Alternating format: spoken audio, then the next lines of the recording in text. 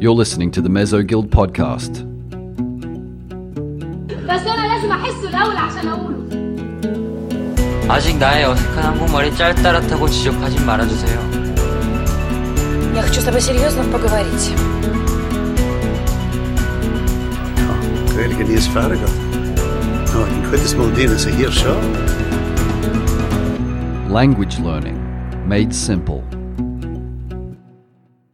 In your mind, what does a hard language look like? A difficult language? Is there such a thing as an easy language? Or is it just a false dichotomy? When I sit down to watch a French movie or an Italian movie after I've spent a lot of time on a language like Korean, for example, I'm always blown away at how different they are in terms of their difficulty levels. Some languages really do feel like a walk in the park when you compare them to others. But let me point out the obvious here and say that it's all very relative to your own native language. It's relative.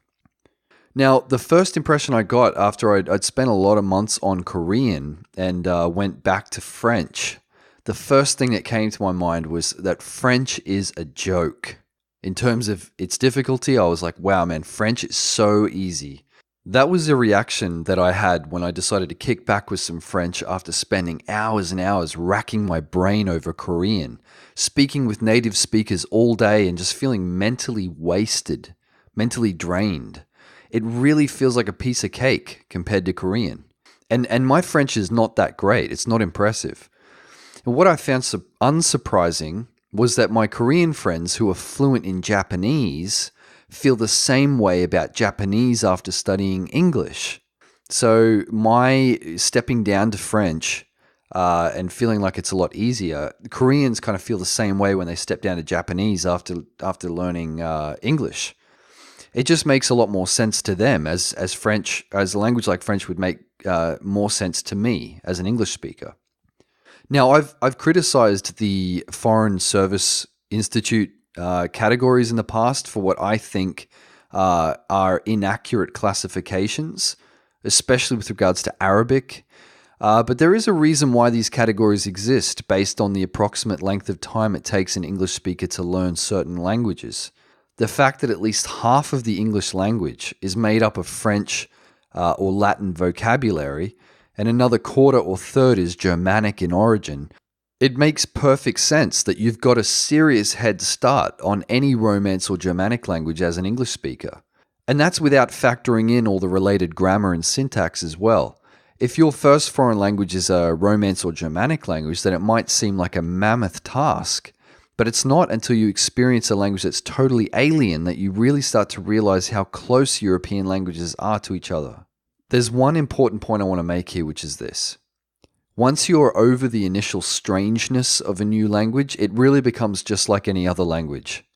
The easy-difficult dichotomy eventually starts to disappear.